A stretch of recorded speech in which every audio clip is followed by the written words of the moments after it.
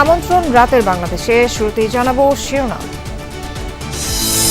ডাক্তাররা যে চিকিৎসা দিচ্ছেন সেই চিকিৎসা সেটি উনি গ্রহণ করতে পারছেন। আপনারা আমাদেরকে সহযোগিতা করেছেন, ইনশাআল্লাহ।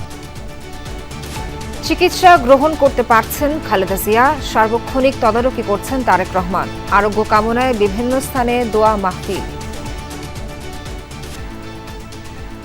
রব্বুল আলামিন জননেত্রী আল্লাহ বেগম খালেদা জিয়ার তাকে পরিপূর্ণ সুস্থতা দান করে দাও। বাংলাদেশের জনগণের কাছে তুমি আবার তাকে তুমি আল্লাহ সুস্থতা সহকারী আল্লাহ সবার মাঝে আল্লাহ তুমি ফিরিয়ে দাও। মার অবস্থা অপরিবর্তিত থাকলে শিগগির ফিরবেন তারেক রহমান, বললেন ফখরুল। ট্রাভেল পাসের আবেদন করেননি তিনি, জানালেন উপদেষ্টা। ক্ষমতায় গেলে জনগণকে অন্ধকারে রেখে সিদ্ধান্ত নেওয়া হবে না, মন্তব্য জামায়াত আমিরের। বরিশালে ৮ দলের সমাবেশে ইসলামী সংবিধান প্রণয়নের প্রত্যাশা।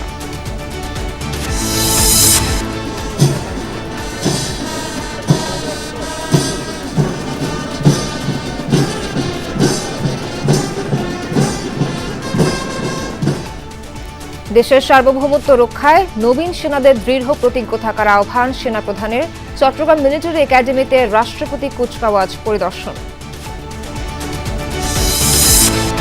বার্ষিক পরীক্ষা বন্ধ রেখে দ্বিতীয় দিনের মতো আন্দোলন সরকারি মাধ্যমিকের শিক্ষকদের, চরম ক্ষোভ অভিভাবকদের। তাদের দাবি দেওয়া না দিলে তারা পরীক্ষা দিতে দেবে না। এইটা কি ধরনের মানসিকতা হইতে পারে? বাচ্চাদের বার্ষিক পরীক্ষা নিয়ে এভাবে ছিনিমিনি খেলার কোনো মানে হয় না। ডিসি সাহেব পারমিশন দিছে, আজকে পরীক্ষা হবে, এর কারণে আমরা আবার আজকে আসছি।